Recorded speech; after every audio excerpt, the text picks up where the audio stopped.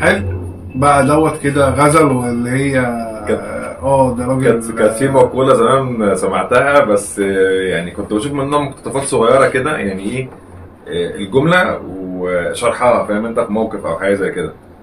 فدلوقتي لما حصل الترندين دول، هم اثبتوا 100% المقولة ديت اللي هي ايه، المتحرش يبقى متحرش حتى ايه، نسيتها. نسيتها. بالعكس يا بس انا التحرش يبقى تحرش حتى ياتي الشخص المناسب. تمام. فهو الفيديو الموقفين ماليش دعوه بالاشخاص دلوقتي، انا بتكلم كموقفين لان الحاجات دي شفنا منها كتير على فكره. تمام، سواء على النت او في الواقع. يبقى الشخص فعلا ممكن يكون، مش بتكلم كشكل بقى، بتكلم كمظهر، ممكن هو اصلا مظهره يعني كويس لابس حلو، بس مش جاي على هواك. بالظبط، مش جاي على هوا البنت. فمثلا ممكن يسالها سؤال عادي، يعني مثلا انا كمثال في اسكندريه ورحت القاهره، فبالصدفه قدامي حد بساله اركب مش عارف ايه منين او اعمل ايه منين. تمام.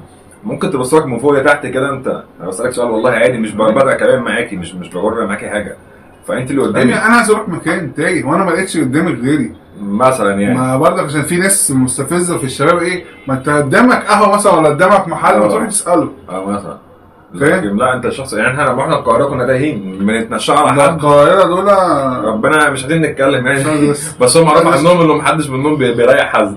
بس ليه انا دلوقتي جاي بسالك على مكان، ويبقى ممكن المكان دوت في الشارع اللي ورا او اعدي الطريق تقول لي اركب روكسي، وبعد كده اروح جاي لك الهرم، تديني الجيزه، في الاخر هتنزل الفيوم، وبعد كده ترجع اسكندريه تاني، هتجيب كيلو هريسه عند ابراهيم الغفير، وترجع القاهره تسال بقى هناك عشان انا مش عارف المكان. ليه يا عم تدوخني السواق ده خير؟ لا فعلا. انت تعرف ظروف برضك اللي بيسال دوت، ولا معاه فلوس بالمواصلات يركب تاني ولا لا؟ سيبك من الظروف ولا هو